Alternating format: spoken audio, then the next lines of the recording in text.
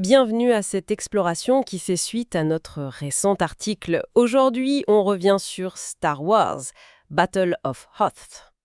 Oui, le Wargame de Richard Borg et Adrien Martineau. Exactement chez Days of Wonder, basé sur Command & Colors. C'est un jeu rapide, accessible, vraiment bien fait, hein. Tout à fait, solide. Mais voilà, en y rejoignant pour notre analyse, on a senti qu'il manquait parfois cette dimension vraiment épique, cette tension de l'Empire contre-attaque. C'est un peu ça. C'est ce qu'on a voulu creuser dans notre article.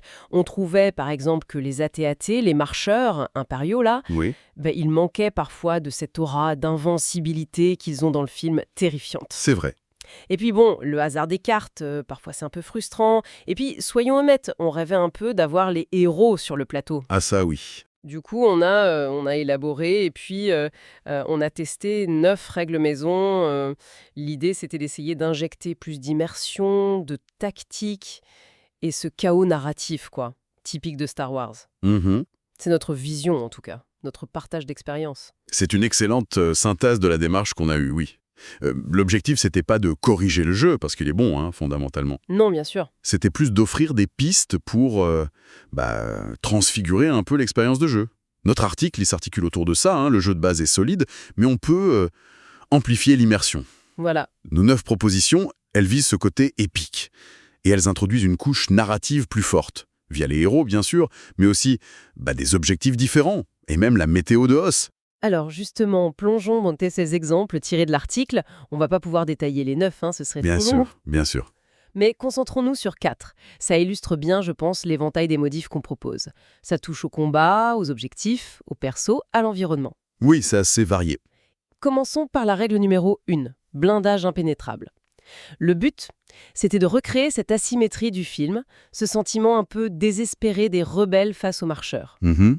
Concrètement, dans notre règle, l'infanterie standard, elle lance un dé de moins contre les AT-AT.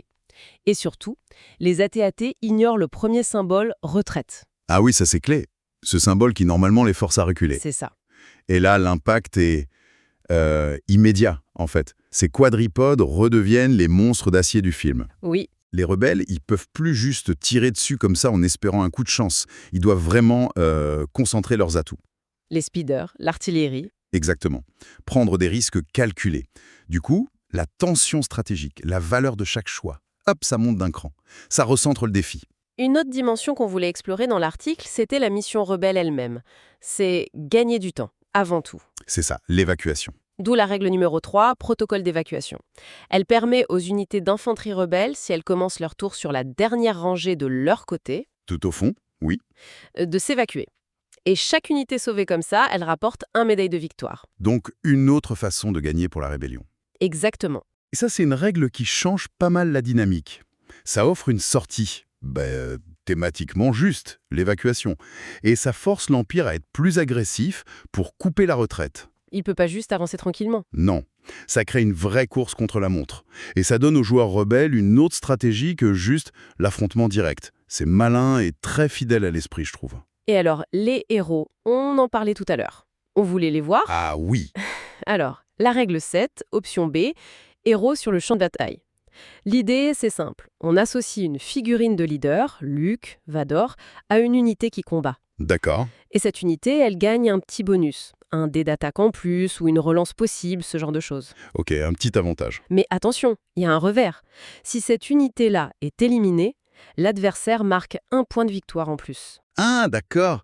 C'est un pari, en fait. C'est ça, un pari tactique et narratif. Et c'est là que le jeu devient vraiment cinématographique. Voir Luke sur le terrain ou Vador qui traque, ça change tout émotionnellement parlant. C'est clair. Pendant nos tests, on a eu des moments incroyables. La survie d'un héros qui fait basculer la partie, ou sa perte qui est un vrai coup dur. Oui, ça crée des enjeux personnels, des histoires dans l'histoire. Exactement. Au-delà de la pure tactique. Et enfin, pour l'ambiance de Hoth, il fallait un truc imprévisible. La météo? Forcément. C'est la règle numéro 9, tempête sur Hoth. Au début de chaque manche, hop, on tire une carte événement qu'on a créée. Ça peut être blizzard aveuglant Qui réduit la portée de tir. ou bombardement orbital impérial sur une zone. Voilà, ça ajoute ce grain de sable, quoi. Ce qui est fascinant, là, c'est ce chaos un peu contrôlé qu'on introduit. Ça oblige à s'adapter tout le temps. C'est ça. La meilleure stratégie peut être complètement mise à mal par une tempête soudaine. Ça rend chaque partie unique et ça renforce l'idée qu'on lutte pas que contre les Mii, mais aussi contre Os elle-même. L'histoire devient encore plus imprévisible. Tout à fait. Bon voilà, c'était un aperçu de quelques pistes explorées dans notre article. L'idée, c'est pas d'alourdir ce jeu qui est très élégant à la base. Non, non, surtout pas. C'est plus d'offrir des outils pour prolonger le plaisir, pour que chaque bataille de Os soit une expérience unique, plus proche de ce qu'on a ressenti au cinéma.